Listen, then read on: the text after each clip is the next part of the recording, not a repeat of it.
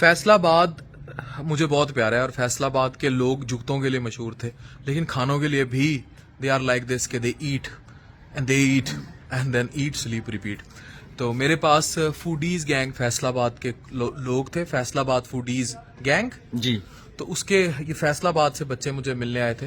तो फैसलाबाद के कौन से खाबे मशहूर हैं? फैसलाबाद में जी कढ़ाई बहुत मशहूर है, पलवान की कढ़ाई। और इसके अलावा जो है हलीम, और इसके अलावा आपको वहाँ से जो है बेस्ट बर्गर्स मिलते हैं। मतलब आई मस्ट से कि फैसलाबाद में हमारा एक ब्रांड है डॉक्टर सॉसी के नाम से, वहाँ बेस्ट बर्गर्स, ग्रिल्ड बर्गर्स वो भी आपको सही। मिलते हैं।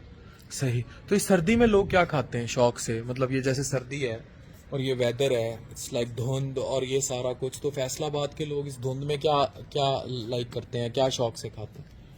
ग्रिल्ड फिश आजकल जो है ना वो फैसलाबाद में, और प्रॉन्स जो है प्रॉन सी फूड शौक से जी खाते हैं। बिल्कुल। समंदर तो कोई है नहीं फैसलाबाद समुंदर के है बाद। नहीं, लेकिन जो है बहुत ज्यादा सप्लायर्स हैं फैसलाबाद में जो ये सप्लाई करते हैं सही। डिफरेंट रेस्टोरेंट्स पे। तो इस सर्दी में इस धुंध में फैसलाबादी जो हैं वो खाएंगे ग्रिल्ड चिकन, ग्रिल्ड फिश और ये सारा कुछ।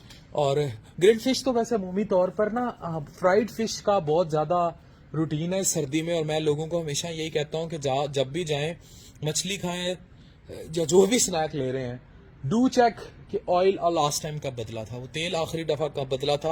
और जो लोग फैटी लिवर के पेशेंट्स हैं, मेटाबॉलिक सिंड्रोम से लड़ रहे हैं या और मसलों से लड़ रहे हैं, उन्हें मैं बार बार फूडीज़ के थ्रू भी पैगाम दूंगा, खुद भी पैगाम दूंगा कि इस सर्दी में ये बात याद रखें कि उन्होंने गंदा तेल नहीं खाना और वो ग्रिल्ड चीज़ें ले सकते हैं या एयर फ्रायर ले सकते हैं, इस तरह की चीज़ें इस्तेमाल। और फैसलाबाद में जो लोग मुझे देख रहे हैं वो इस चीज़ को प्रेफर करें। तो आप लोगों का शुक्रिया, आप लोगों में sir thank you so much आपके टाइम का। आपकी वीडियोस देखने के बाद हमने लोगों को ये जो ऑयली जितनी चीजें हैं, हमने लोगों को अब इनकरेज करना अपने प्लेटफॉर्म के थ्रू शुरू किया है कि लोग ग्रिल्ड चीजों की तरफ आएं, लेस ऑयली हो।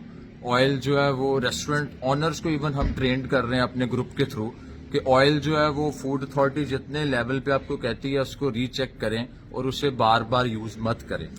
तो फैसलाबाद की डिप्टी कमिश्नर साहब अगर मुझे देख रहे हो तो please take action on reuse of oil, तेल, घी, रीहीटेड तेल। इसमें गंदा फ्री रेडिकल्स जब बन जाते हैं तो ये नुकसान पहुंचाते हैं।